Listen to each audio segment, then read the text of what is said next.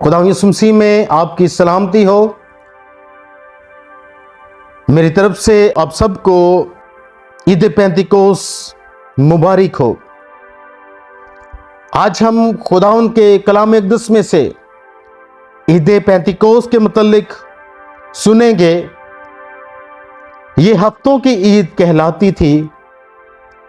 इसे फसल काटने की ईद और नई नजर की कुर्बानी की ईद भी कहते हैं, जो ईद फसा के बाद 50वें दिन आती थी। बाद में ये ईद मूसवी शरीयत के दिए जाने की यादगार बन गई, यानी रबियों के मुताबिक शरीयत खुरूज के 50वें दिन दी गई। हम देखते कि यहूदियों के लिए ये ईद पेंतिकोस नजर की नई कुर्बानी की ईद और शरीयत दिए जाने की ईद है, जबकि मसीहियों के लिए ईद पेंतिकोस नज़ूले रूहुल कुद्दुस की ईद कहलाती है। हम देखते हैं कि जब खुदावंद यीशु मसीह जैतून के पहाड़ से आसमान पर उठाए जाने से पहले अपने शागिर्दों को उन्होंने हुक्म दिया था कि यरूशलेम से बाहर ना जाओ, बल्कि बाप के उस वादा के पूरा होने के मुंतज़िर रहो जिसका जिक्र तुम मुझसे सुन चुके हो। क्योंकि यूहन्ना ने तो पानी से बपतिस्मा दिया, मगर तुम थोड़े दिनों के बाद रूहुल कुद्दुस से बपतिस्मा पाओगे। और हम देखते हैं कि खुदावंद के शागिर्द इस वादा के इंतजार में, इस वादा के मुंतजिर हैं, और वो बाला खाना में दुआ के लिए जमा है। और तखमीनन 120 की जमात यकदिल होकर खुदा के हुजूर दुआ कर रहे हैं। वो 10 दिन से रूहुल कुद्दुस के बपतिस्मा के मुंतजिर थे। और हम देखते हैं कि वहां पर यरूशलेम में हैकल में सुबह सवेरे ही ईद पेंतिकोस के दिन नरसिंगे बजाए गए। उनकी आवाज सुनकर इबादत गुजार हैकल में जमा होने लगे। सरदार काहिन कायफा और यहूदियों के दीगर लीडर बहुत इत्मीनान महसूस कर रहे थे कि अब खुदावंद यीशु मसीह नासरी कभी हैकल में आकर दखल अंदाजी नहीं कर सकेंगे और ना हजूम को अपने पीछे लगाएंगे। उनका ख्याल था कि हम खुदावंद यीशु की तहरीक को खत्म करने में पूरे तौर से कामयाब हो गए हैं। और उनके ख्याल में था कि लगता था कि उसके पैरोकार हर तरफ तितर बितर हो चुके हैं। शायद उनमें से भी किसी को अब हैकल में आने की जुर्रत ना हो। लेकिन वो उस गलत फहमी पर थे। लेकिन जल्द ही पता चलने वाला था कि वो किस कदर गलती पर थे। खुदावंद यीशु मसीह के शागिर्द यकदिल होकर दुआ कर रहे थे, क्योंकि खुदावंद ने फरमाया था, जब रूहुल कुद्दुस तुम पर नाजिल होगा तो तुम कुव्वत पाओगे। 120 की जमात यकदिल होकर, यकदिल का मतलब है कि एक ज़हन होकर दुआ कर रहे थे। इधर हैकल में लोग जमा हो रहे हैं। वो इसलिए खुदा के हुजूर हैकल में जमा हो रहे थे कि वो ये ख्याल कर रहे थे कि आज हमारी कौम को शरीयत दी गई थी। आग और धुआं और बादल उस दिन कोई सीना पर छाया हुआ था, और खुदा मुकद्दस मूसा को शरीयत देने के लिए पहाड़ पर उतरे। लोग मुकद्दस मूसा से दरख्वास्त करने लगे कि तू ही खुदा से बात कर। जैसे उस वक्त करना की आवाज बहुत बुलंद थी, आग और धुआं और बादल कोई सीना पर छाए हुए थे, इसी तरह यरूशलेम में लगता था कि खौफनाक आंधी इस शोर को उड़ाए लिए आ रही है। लोग एकदम गलियों में निकलकर आए ताकि इस पुरअसरार चीज का पता करें कि क्या है और ये कहां से आवाज आ रही है। आवाज उस बाला खाना की तरफ लोगों की रहनुमाई करने लगी। जहां खुदावंद यीशु मसीह के पैरोकार थे। देखते ही देखते हजारों अफराद उस घर के बाहर आ जमा हुए। आवाज बुलंद हो गई। उसका मकसद लोगों को इस जगह लाना था जहां रूहुल कुदस नाजिल हुआ था। यह होलनाक आवाज उसकी कुव्वत का निशान थी। खुदावंद यीशु मसीह ने खुद भी तो रूह की आमद को हवा के चलने से तशबीह दी थी। इस जोरदार आवाज से हर कोई समझ सकता था कि कुव्वत है। लेकिन इतना ही नहीं, एक एक ईमानदार रूहुल कुदस से भर गया। अब मुकद्दस यूहन्ना इस्तबागी की पेशन गोई पूरी हुई थी कि मैं तो तुम्हें पानी से बपतिस्मा देता हूं, मगर जो मुझसे जोर आवर है वो तुम्हें रूहुल कुदस और आग से बपतिस्मा देगा। और वाकई खुदा यीशु मसीह के पैरोकारों के सरों के ऊपर शोलों की शक्ल में आग दिखाई दे रही थी। देखने वाले हैरान थे कि आग की ये जुबानें भी आसमानी कुव्वत का मजहर है। आज तक तो रूहुल कुदस सिर्फ चंद लोगों में, और वो भी महदूद अरसा के लिए, सुकूनत पजीर हुआ करता था। लेकिन पेंतिकोस्त पर रूहुल कुदस इसलिए नाजिल हुआ कि जो लोग खुदा यीशु मसीह को अपना निजात दहिंदा मानते हैं हमेशा तक उनके दिलों में बसेरा करें। भीड़ ये देखकर और भी ज्यादा तो अज्जब करने लगी कि दिलों में बसने वाला रूहुल कुदस लोगों में कैसी कैसी तब्दीलियां पैदा करता है। उनको बेबयां खुशी हुई और उनमें बड़ी दिलेरी आ गई। और हम देखते हैं उस दिन रूहुल कुदस के नजूल से चर्च या कलीसिया की पैदाइश हुई और खुशखबरी फैलाने के मिशन का आगाज हुआ। हम देखते हैं तमाम अंबिया ने खुदाए पाकरू का तजर्बा किया था। मुकद्दस मूसा ने कहा कि काश खुदावंद के सब लोग, जब हम गिनती की किताब उसका 11वां बाब उसकी 29वीं आयत पढ़ें तो वहां पर मुकद्दस मूसा ने यह फरमाया था कि काश खुदावंद के सब लोग नबी होते और खुदावंद अपनी रूह में डालता। हम देखते हैं कि खुदा ने जो मुकद्दस मूसा ने मांगा, काश इस बात को योएल नबी की मार्फत पेशन गोई में पूरा किया। और मुकद्दस योएल नबी ने पेशन गोई की जो हम खुदावंद के कलाम अक़दस में पढ़ते हैं।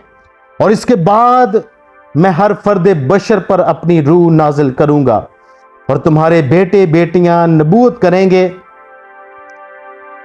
तुम्हारे बूढ़े ख्वाब और जवान रोया देखेंगे, बल्कि मैं उन अय्याम में गुलामों और लोंडियों पर अपनी रूह नाजिल करूंगा और मैं जमीन और आसमान में अजायब जाहिर करूंगा।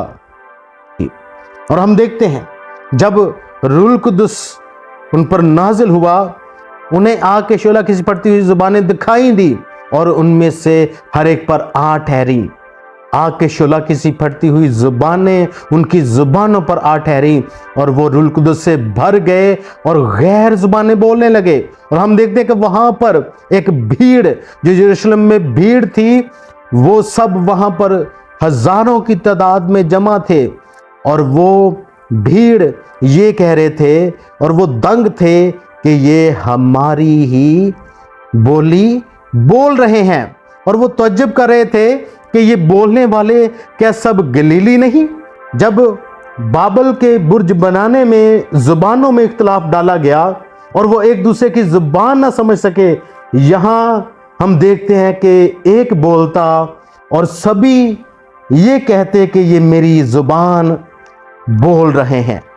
और हम देखते हैं कि वहां पर तकरीबन 16 जुबानें जो बोलने वाले मौजूद थे और हर एक ये समझ रहा था कि ये मेरे वतन की बोली बोल रहा है। हालांकि वहां पर लिखे है कि हालांकि वहां पर पारथी और मादी और एलामी और मेसोपोटामिया और यहूदिया और कुप्दुकिया और पेंतुस और आसिया और फ्रोगिया और पंफिलिया और मिस्र और लबवा के इलाके के रहने वाले हैं जो करीने की तरफ से हैं और रोमी मुसाफिर ख्वा यहूदी, ख्वा उनके मरीद और क्रेती और अरब हैं, मगर वो अपनी अपनी जुबान में खुदा के बड़े बड़े कामों का बयान सुनते, और वो सब हैरान हुए और घबरा कर एक दूसरे से कहने लगे कि ये क्या हुआ चाहता है। और हम देखते हैं कि वहां पर ऐसे लोग भी थे जो ठट्ठा करके ये कहते थे कि ये तो ताज़ा मै के नशा में है। हम देखते हैं कि खुदा यीशु मसीह ने फरमाया था कि जब रूह कुदस तुम पर नाजिल होगा तो तुम कुव्वत पाओगे। उनमें दलेरी आ गई।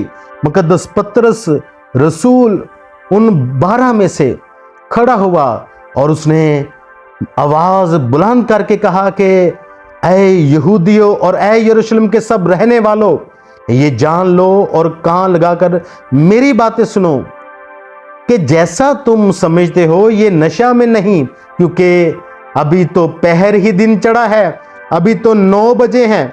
ये ताज़ा मै के नशा में नहीं है, बल्कि ये वो बात जो योएल नबी की मार्फत कही गई थी ये पूरी हुई है। खुदा ने इस बात को पूरा किया है। मेरे अजीजों, हम देखते हैं यहां पर खुदा का बंदा मुकद्दस पतरस रसूल फरमा रहे हैं कि आखिरी दिनों में ऐसा होगा, यानी जिस दिन खुदा पाक रूह का नजूल होता है, आखिरी दिनों का आगाज हो जाता है। उस दिन चर्च का, कलीसिया का जन्मदिन, खुशखबरी फैलाने के मिशन का आगाज होता है। और हम देखते हैं कि खुदा का बंदा मुकद्दस पतरस ने दलेरी के साथ रूह कुदस से मामूर होकर जब वाज किया, जब पतरस ने उनको समझाया कि वो खुदा के मुकर्रा इंतज़ाम और इल्म साबक के मुआफिक पकड़वाया गया, उसने कहा कि बेशरा लोगों के हाथ से खुदावंद यीशु मसीह मसलूब हुआ, लेकिन खुदा ने मौत के बंद खोलकर उसे जलाया, क्योंकि मुमकिन ना था कि वो उसके कब्जा में रहता। इन बातों से हम देखते हैं कि उनके दिलों पर चोट लगी, उन्हें एहसास होने लगा। अब बहुत से लोग समझ गए कि खुदा ने सलीब पर खुदावंद यीशु मसीह को छोड़ नहीं दिया था। वो इन तमाम बातों को वाक़या होने से रोक सकता था, लेकिन उसने अपने मुकर्रा मंसूबे के मुताबिक उसे यहूदियों के हाथ में कर दिया। ये दुनिया को बचाने का उसका मंसूबा था। अब उन पर रोशन हो गया कि उन्होंने खुदा की मुखालफत की। मुकद्दस शमौन पतरस ने मजीद वजाहत की कि मुकद्दस बुजुर्ग दाऊद तो आसमान पर नहीं चढ़ा, लेकिन वो खुद कहता है कि खुदावंद ने मेरे खुदावंद से कहा, मेरी दाहिनी तरफ बैठ, जब तक मैं तेरे दुश्मनों को तेरे पांव तले की चौकी ना कर दूं। बस इस्राएल का सारा घराना यकीन जान ले कि खुदा ने उसी यीशु को जिसे तुमने मसलूब किया, खुदावंद भी किया और मसीह भी। अब ये हकीकत बहुतों पर रोशन होने लगी कि हम तो खुदा के मसीह को मसलूब करने के जिम्मेदार हैं।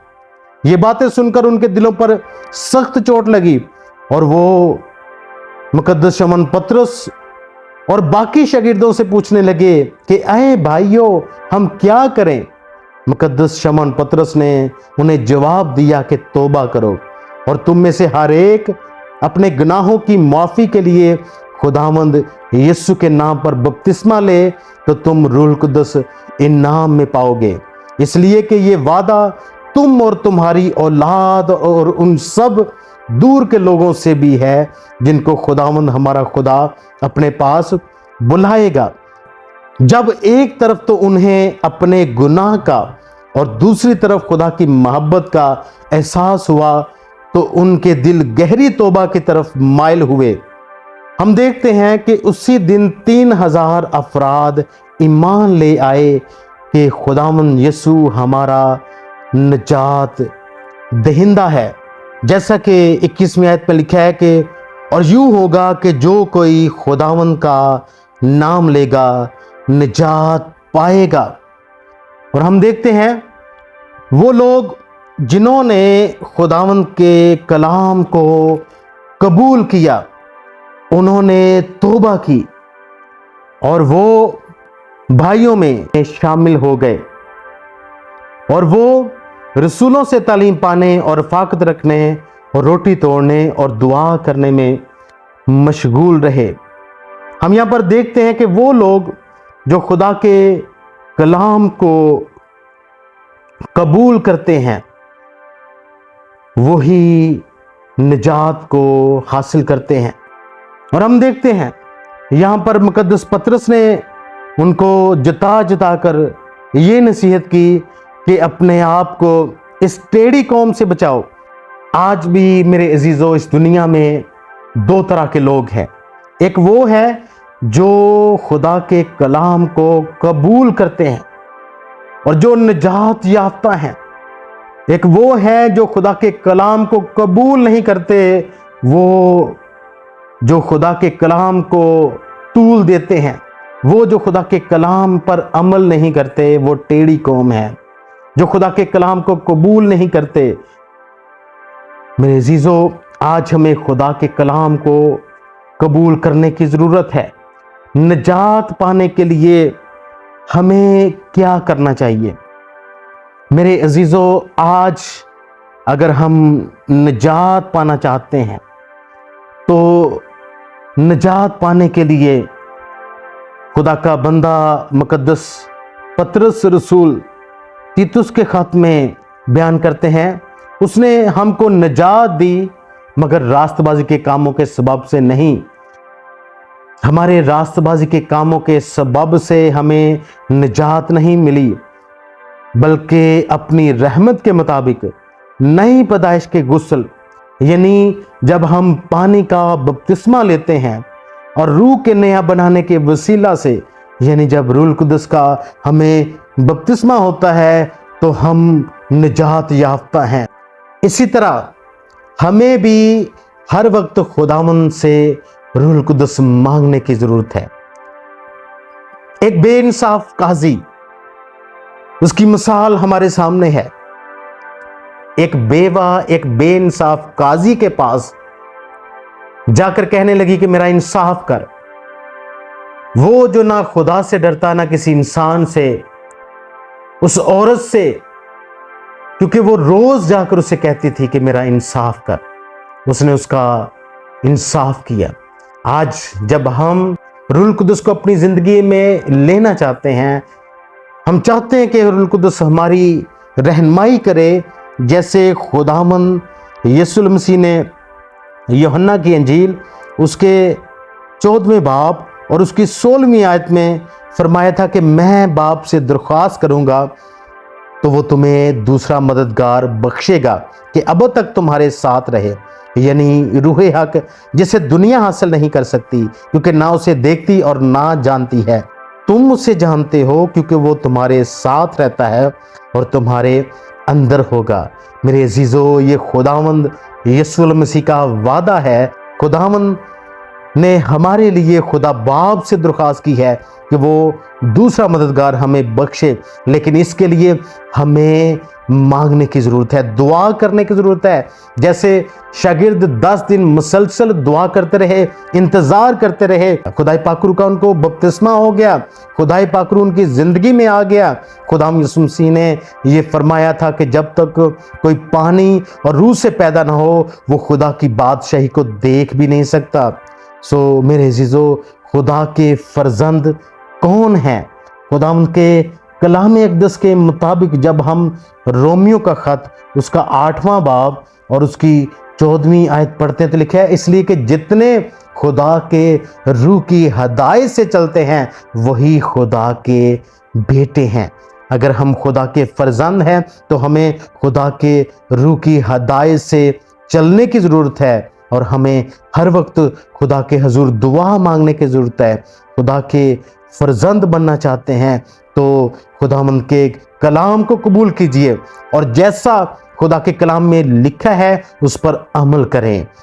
किसी इंसान पर भरोसा ना रखें, किसी फर्द पर भरोसा ना रखें, किसी बशर पर भरोसा ना रखें, क्योंकि खुदा के कलाम में लिखा है मलाउन वो शख्स है जो इंसान पर तवक्कल करता है। हमने किसी इंसान पर तवक्कल नहीं करना, बल्कि खुदा के कलाम पर तवक्कल करना है। और हम देखते हैं वहां पर ऐसे लोग भी थे जो मजाक उड़ाने वाले थे, और आज भी ऐसे लोग हैं जो खुदा के कलाम की नहीं सुनते। खुदा का कलाम इंतहाई सादा, आसान बयान किया गया है कि हर कोई समझ सकता है, इसलिए हमें खुदा के कलाम को कबूल करने की ज़रूरत है, खुदा के कलाम को मानने की ज़रूरत है। जैसे खुदा के कलाम में लिखा है वैसे ही हमें इस पर अमल करने की ज़रूरत है। खुदावंद यीशु मसीह ने ये हुक्म दिया है और हमें हुक्म की तामील करनी है। हमें किसी इंसान या किसी बशर की जो बात है उस पर ध्यान नहीं देना, बल्कि हमने खुदावंद यीशु मसीह की बात पर ध्यान देना है, खुदा यीशु मसीह के हुक्म पर ध्यान देना है। खुदावंद यीशु मसीह जब आसमान पर जाने लगे तो खुदावंद यीशु मसीह ने फरमाया था, बस जाकर सब कौमों को शागिर्द बनाओ और उनको बाप और बेटे और रूह कुदस के नाम से बपतिस्मा दो, और उनको ये तालीम दो कि उन सब बातों पर अमल करें जिनका मैंने तुमको हुक्म दिया है, और देखो मैं दुनिया के आखिर तक हमेशा तुम्हारे साथ हूँ। खुदावंद हमारे साथ है। खुदावंद ने वादा किया था कि मैं तुम्हारे लिए मददगार भेजता हूँ।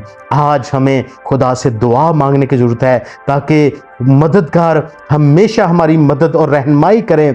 और खुदा के कलाम में जैसा कि लिखा है, जब यूहन्ना की अंजील उसका 16वां बाब और उसकी जब हम 13वीं आयत पढ़ते हैं तो खुदा के कलाम में इसमें लिखा है, लेकिन जब वो यानी रूहे हक आएगा तो तुमको तमाम सच्चाई की राह दिखाएगा, इसलिए कि वो अपनी तरफ से ना कहेगा, लेकिन जो कुछ सुनेगा वही कहेगा और तुम्हें आइंदा की खबरें देगा।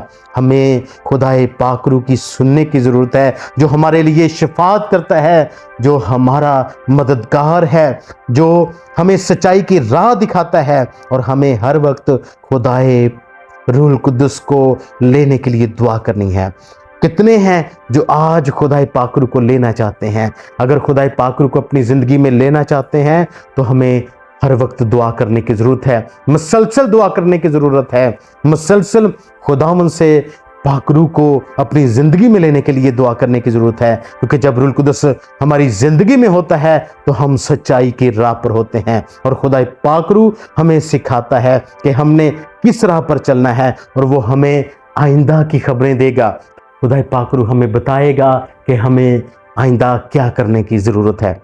जब रूह कुद्दुस हमारी ज़िंदगी में होता है तो रूह का फल भी हमारी ज़िंदगी में होता है। मेरे अजीज़ों, आज इस ईद के मौका पर हमें अपनी ज़िंदगी खुदावंद को देने की ज़रूरत है। ईद पेंतिकोस्त का दिन रूह कुद्दुस के नज़ूल का दिन है। ईद पेंतिकोस्त का दिन कलीसिया के जन्म का दिन है। ईद पेंतिकोस्त का दिन वो दिन है जब खुशखबरी फैलाने का आगाज़ हुआ। आज हमें इस ईद पेंतिकोस्त के दिन खुदाए पाकरू को, रूह कुद्दुस को अपनी ज़िंदगी में लेने के लिए दुआ करने की ज़रूरत है, ताकि जब रूह कुद्दुस हमारी ज़िंदगी में होगा तो हम हमेशा खुदावंद के फरमाबरदार रहेंगे और खुदावंद के कलाम के मुताबिक और सच्चाई की राह पर होंगे और खुदा की मर्ज़ी के मुताबिक ज़िंदगी बसर करने वाले होंगे। सो मेरे अजीज़ों, आज हमें दुआ करने की ज़रूरत है कि हमें रूह कुद्दुस का बपतिस्मा हो, ताकि हम खुदावंद की हमेशा जो इबादत और खुदावंद की प्रस्तुत करते रहें। खुदावंद आप सबको इस कलाम के वसीला से बड़ी बरकत दे। आमीन। आए हम अपनी आंखों को बंद करें और खुदावंद के हुजूर में दुआ करेंगे।